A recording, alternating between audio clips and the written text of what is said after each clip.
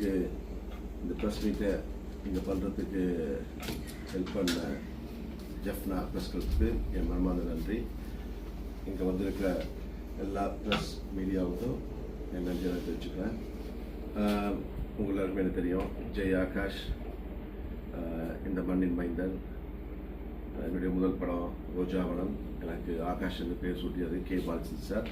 அவருடைய home production Kavithalayam மூலமாக தான் நான் என்ட்ரி ஆனது சினிமா இண்டஸ்ட்ரிக்கு தமிழில். அதுக்கப்புறம் தெலுங்கில் வந்து ராமோஜி ஃபிலிம் சிட்டி, அவங்க தான் என்ன ஹீரோவாக அதே பேர் ஆகாஷ் பேரில் வந்து தெலுங்கில் இன்ட்ரடியூஸ் பண்ணாங்க. ஆனந்தம் என்ற படம் அது மிகப்பெரிய வெற்றி அடைஞ்சிச்சு. அதை தொடர்ந்து தெலுங்கில் வந்து நிறைய மூவிஸ் பண்ணேன். மறுபடியும் அந்த ஆனந்தம் படத்தை தமிழில் ரீமேக் பண்ணாங்க, அதே ராமோஜி ஃபிலிம் சிட்டி. அந்த படத்து மூலமாக தமிழுக்கு நான் ரீஎன்ட்ரி கொடுத்தேன். இனிது இனிது காதல் இனிது அந்த படம். அதுக்கப்புறம் ராமகிருஷ்ணா, அமுதே, காற்றுள்ளவரை, குருதேவா, கிச்சா வேஸ்பரா வரைக்கும் பண்ணேன். பட் நான் எதிர்பார்த்த சக்ஸஸ் வந்து தமிழில் வந்து கிடைக்கல. நான் வந்து தெலுங்கு வந்து நல்ல ஒரு பொசிஷன் இருந்துட்டு தமிழில் நான் தமிழில் பண்ணுறதுக்காக வந்து தெலுங்கை விட்டுட்டு ஒரு 3 years தமிழில் ஃபோக்கஸ் பண்ணேன். பட் அந்த டைம் எல்லாமே நல்ல படம், எல்லாமே பெரிய ப்ரொடியூசர்ஸ், பெரிய டைரக்டர்ஸ். காதக்கோட்டை பார்த்தீங்கன்னா அஜித் சாருக்கு மிகப்பெரிய சக்ஸஸ் கொடுத்துச்சு. அதே டீம் வந்து மறுபடியும் என்ன ஹீரோவாக வச்சு ராமகிருஷ்ணா பண்ணாங்க.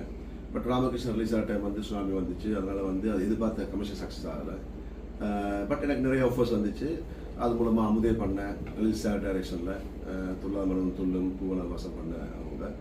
ஸோ இந்த டைம் வந்து நான் மறுபடியும் தமிழுக்கு ரீஎன்ட்ரி ஆனது, தமிழில் நான் ஃபேமஸ் ஆனது. நான் ஒரு தமிழில் வந்து நல்லா நடிக்கிறேன், ஜெய் ஆகாஷ் படம் வந்து நல்லா இருக்குன்னு சொல்லி ஆசைப்பட்டேன். பட் அதை விட எனக்கு பெரிய பேவாய் கொடுத்துச்சு சின்னத்திரை, அதாவது ஜீ தமிழோட நீதானே இந்த பொன் வசந்தம் வந்து மிகப்பெரிய வெற்றி அடைஞ்சிச்சு. அதை ப்ரொடியூஸ் பண்ணது மாஸ்டர் படத்தோட ப்ரொடியூசர் ஜேவியர் புட்டோ சார். அவர் மறுபடியும் நெஞ்சத்தைக்கு இல்லாதே பண்ணும்போது என்ன பண்ண சொன்னாங்க. ஸோ அவங்களுக்காக மறுபடியும் நான் அதை பண்ணேன். அதுவும் நல்லா தான் போயிட்டு இருந்துச்சு, நெஞ்சத்துக்கு இல்லாதே அதே ஜீ தமிழுக்கு. ஆனால் இப்படியே பண்ணிட்டு இருந்தா, டிவியில் வந்து நல்லாவே பண்ணிட்டு இருக்கோம், நல்லாவே போய்கிட்டு இருக்கு. பட் நான் வந்து ஒரு இளங்கத்தமிழை இளங்க டேலண்ட், அதாவது இங்கே வந்து நிறைய டேலண்டட் கலைஞர்கள் இருக்காங்க, தொழில்நுட்ப கலைஞர்கள் இருக்காங்க. அவங்களெல்லாம் வந்து என்னோட கூட்டு போகணும்னு ஆசைப்படுவேன். பட் அங்கே வந்து பண்ண முடியலை. சரி, ஓகே, அங்கே வந்து அவங்க முக்கியமாக அங்கே இருக்கிறவங்க தான் கண்டினியூஸாக வந்து வாய்ப்பு கொடுக்கணுன்றதால வந்து சரி இங்கே பண்ணலாம்ன்ட்டு இண்டோ ஸ்ரீலங்கன் ப்ராஜெக்ட்னு சொல்லி பிளான் பண்ணி பண்ணணுன்றதுக்காக வந்து தொடர்ந்து படம் பண்ணணும் இங்கே இளைஞர்களுக்காக ஆரம்பித்த ஃபர்ஸ்ட் படம் என் உயிரே. ஸோ இன்றைக்கி நாங்கள் வந்து எண்ணியுரை படத்தோட ஆடியோ ரிலீஸ் டில்கோவில் வச்சுருக்கோம். பட் உங்களை இங்கே மீட் பண்ணணும், உங்களோட வந்து பேசுறதுக்காக வந்து இங்கே வந்திருக்கோம். இந்த படத்தில் வந்து முக்கியமான கேரக்டர்ஸ் பண்ணுற எல்லாருமே இவங்களுக்கு இவர் தெரிஞ்சிருக்கோம். ஷியாம், இவர் வந்து எனக்கு முதல்ல பெரிய சீனியர், டிவியில் வந்து தென்றலில் ஆரம்பித்து இப்போ ரீசெண்டாக கோலங்கள் தென்றல் அண்ட் இப்போ ரீசெண்டாக விஜய் டிவி சக்திவேலில் வந்து ஒரு நெகட்டிவ் ஷேரில் ஒரு மெயின் இது பண்ணிட்டுருக்காரு. ஸோ என் கூட வந்து நெஞ்சத்தைக்கு இல்லாதையில் எனக்கு பெஸ்ட் ஃப்ரெண்ட் கேரக்டர் பண்ணார். அதில் ஆக்சுவலாக கேரக்டர் பண்ணார். பட் அப்புறம் எனக்கு உண்மையாக ஒரு பெஸ்ட் ஃப்ரெண்ட் ஆகிட்டார். ஸோ அப்புறம் நான் அவருக்கு சொல்லுவேன், நல்ல ஆக்டரு பிரதர், நீங்களும் மூவியில் ட்ரை பண்ண சொல்லி. ஸோ நல்ல வாய்ப்பு வந்து பண்ணலான்னாரு. ஸோ நான் இங்கே ஃபஸ்ட்டாக ஒரு இண்டோ ஸ்ரீலங்கன் ப்ராஜெக்ட் பண்ணும்போது இந்த எண்ணியுரை படத்தில் ஒரு மெயின் கேரக்டர், ஒரு வில்லன் கேரக்டர் இருக்குது. அதை நீங்கள் பண்ணுறீங்களா? ஏன் டெஃபினட்டாக பிரதர், அந்த சக்தி வெள்ள வில்லனாக தான் பண்ணியிருக்கேன். ஸோ பண்ணணும் போது ஸோ முதலாக இந்த ப்ராஜெக்டில் வந்து இவர் ஜாயின் ஆனார். இப்போ இந்த எண்ணியுரைக்கு அப்புறம் நாங்கள் பண்ண போகிற இன்றைக்கி லான்ச் ஆகிற இன்னொரு மூவி என்னுடைய டைரக்ஷனில் நான் ஹீரோ பண்ணுற டாக்ஸிக் லவ், அதுலேயும் வந்து எனக்கு ஃப்ரெண்டாக பண்ணுறாரு. பட் இன்னொரு மூவி வந்து மை லவ், அது வந்து மெயின்லி லீட்ஸை வந்து நியூ ஃபேஸை வச்சுக்கிட்டு மற்ற சப்போர்ட்டிங் எல்லாமே வந்து இவரை மாதிரி எஸ்டாப்ளிஷ் ஆக்டர்ஸ் வச்சு பண்ணுறோம். ஸோ அதுலேயும் வந்து இவர் ஆக்ட் பண்ணுறாரு. ஸோ டாக்ஸிக் லவ்வில் பார்த்தீங்கன்னா எனக்கு பேரை இவங்க பேர் வந்து அமிர்தா. இவங்க Bangalore heroine, Kannada heroine. First time வந்து தமிழில் பண்ணுறாங்க. பட் தமிழெல்லாம் பேசுவாங்க பாருங்கள். இவங்க தான் இப்போ டாக்ஸிக் லவ்வில் வந்து மெயின் ஹீரோயின் ஆக்ட் பண்ணுறாங்க. தென் நான் டைரக்ட் பண்ணுற மை லவ் மூவியில் வந்து ஹீரோயினாக ஜெஸி அவங்க ஆக்ட் பண்ணுறாங்க. அவங்க வந்து எண்ணியுரையில் வந்து ஒரு செகண்ட் ஹீரோயின் கேரக்டர் பண்ணாங்க. பட் வெரி டெடிக்கேட்டட் ஆர்டிஸ்ட் அப்படின்னா அவங்க வச்சு பண்ண சொல்லி இதில் மை லவ்வில் பண்ணுறோம். மை லவ்வில் மெயின் கேரக்டர் கதையின் நாயகனாக ஒரு இலங்கையில் இருக்க ஒரு கலைஞருக்கு வந்து சான்ஸ் கொடுக்கணும்னு ஆசைப்பட்டோம். ஸோ என்னை நம்பி இந்தியாவுக்கு ஒரு 15 வருஷத்துக்கு முன்னாடியே வந்து எவ்வளோவா ட்ரை பண்ணேன். என் படங்களை சின்ன சின்ன கேரக்டர்ஸ் பண்ணுவான். பட் அவனை வந்து இதில் வந்து மெயின் கதை என்ன அறிமுகப்படுத்துவான். லக்ஷன் பையனை வந்து அறிமுகப்படுத்திட்டு அவன் வந்து நெருங்கி இருக்காரு. அடுத்த பேசுவார், இல்லைன்னா எனக்கு இந்த audio launch and movie launch வந்து பேசுவார். ஸோ முடிஞ்ச வரைக்கும் நான் இது வரைக்கும் நான் டைரக்ஷன் பண்ண மூவிஸ் எல்லாமே நான் தான் ஹீரோ ஆக்ட் பண்ணி டைரக்ட் பண்ண. பட் ஃபர்ஸ்ட் டைம் வந்து இந்த கதைக்கு வந்து ஒரு இமேஜ் இல்லாமல் ஒரு நியூ ஃபேஸ் வேணும். ஸோ அது யாரும் ஒருத்தர் போடுறத விட எங்களுக்கு தெரிஞ்ச பையன், என்னையே நம்பிட்டு இருக்க பையன். ஸோ அவனை வந்து ஹீரோவாக்கி மை லவ் பண்ணுறோம். ஸோ அதில் நல்ல சப்போர்ட்டிங் ஆர்டிஸ்ட். நான் கூட வந்து என்ன பிஸ்னஸுக்காக ஆக்சுவலி இப்போ எங்களுக்கு மெயின் பிஸ்னஸ் வந்து கேரண்டி பிஸ்னஸ் பார்த்தீங்கன்னா ஹிந்தி ரைட்ஸ். என்னுடைய படங்கள் எல்லாமே ஹிந்தி டப்பிங் ஆகும். ஹிந்தி ரைட்ஸ், அப்புறம் தெலுங்கு ரைட்ஸ். ஸோ அதற்கு வந்து நான் இருந்தால் தான் பிஸ்னஸ் ஆகிறதுனால நான் ஒரு ஸ்பெஷல் அப்பியரன்ஸ் வந்து நான் மை லவ்வில் பண்ணுறேன். ஸோ இதுதான் இன்றைக்கி நாங்கள் வந்து இந்த டில்கோ ஹோட்டலில் பண்ண போகிற ஃபங்க்ஷனோட இது. ஸோ நீங்கள் வேறு ஏதாவது கேட்கணுன்னா கேளுங்க.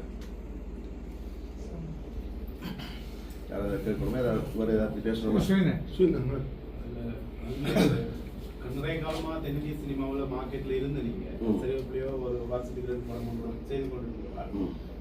அந்த நேரம் எல்லாம் ஈழ சினிமா தன்னுடைய ஆரம்ப கட்டத்தில் இருந்தது.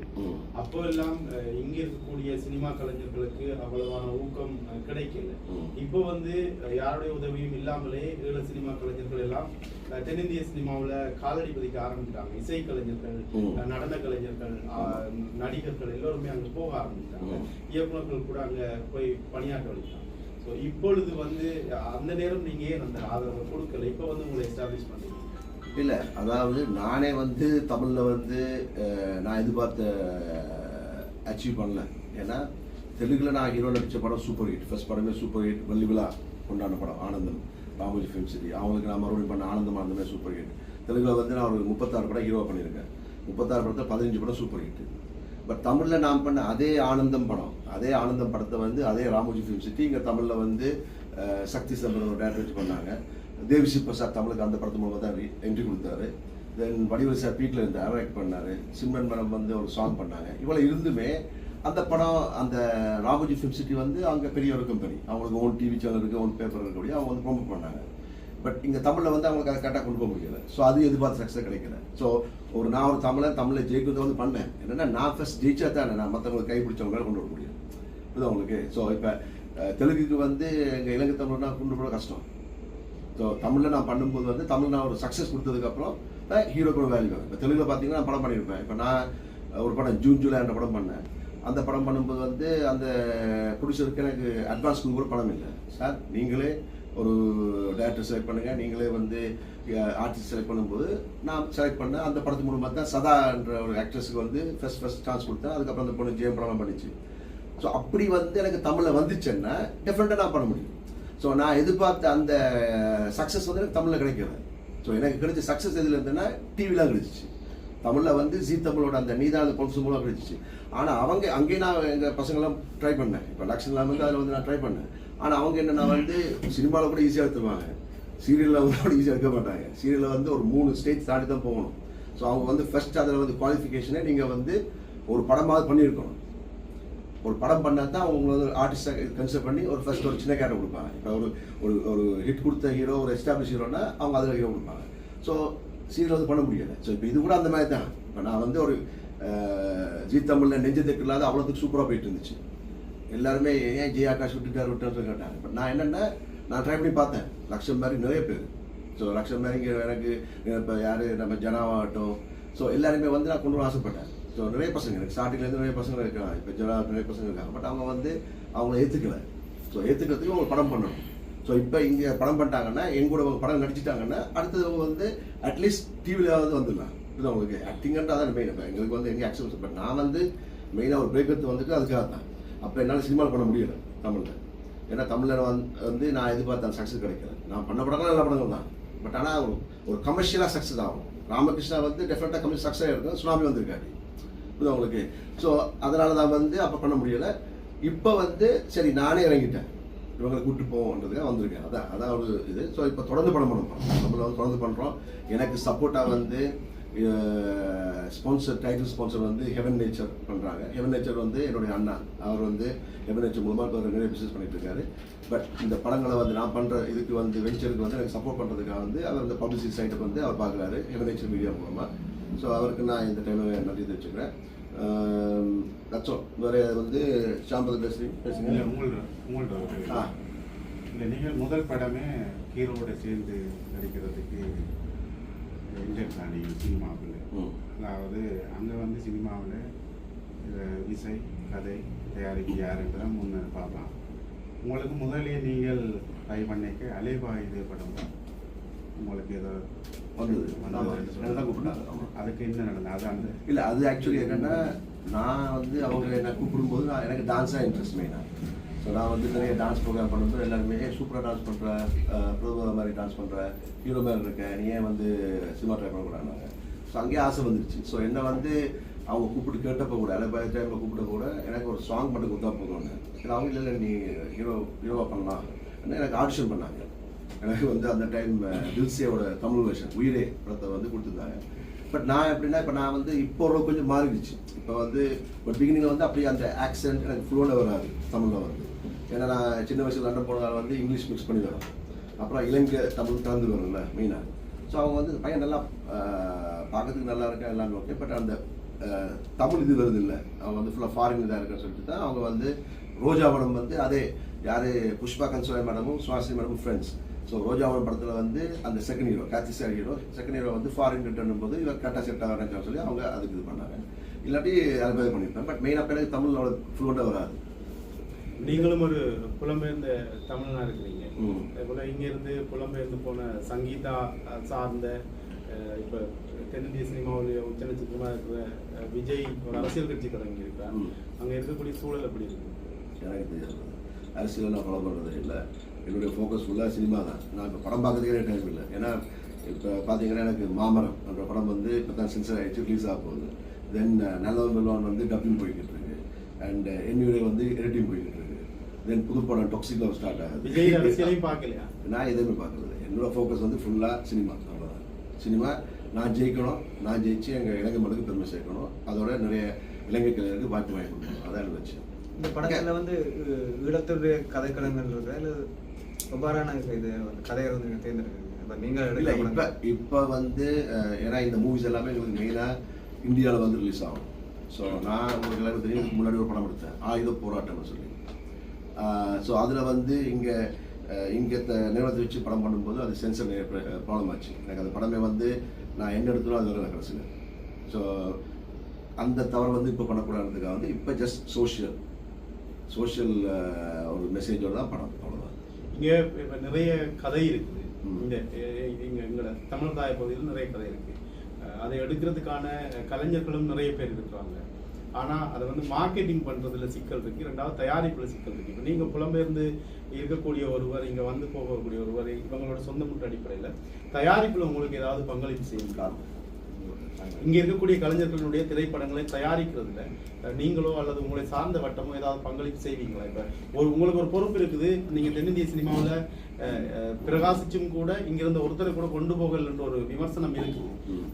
அந்த விமர்சனத்தை நிவர்த்தி செய்யற மாதிரி தயாரிப்புலையாவது உங்களுக்கு பங்களிப்பு செய்ய முடியுமா? நல்லது தான் பண்ண போறோம்.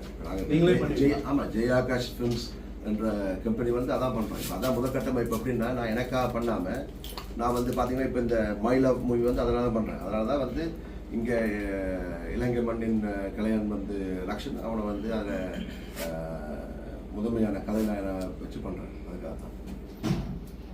வணக்கம், என் பேர் அம்பிரிதா ரவ்யா. நான் பெங்களூர்ல இருந்தேன் ஆக்சுவலி. ஸோ நான் வந்து இண்டஸ்ட்ரியில் 5 இயர்ஸாக பண்ணிகிட்ருக்கேன். பட் நிறைய மூவிஸ் பண்ணியிருக்கேன். But nothing is still launch. எதுவுமே லான்ச் ஆகலை. ஸோ என்னுடைய ப்ரொஃபைல் எதுவுமே இல்லாமல் வந்து Akash sir has selected me for this movie. I think I am really lucky for that.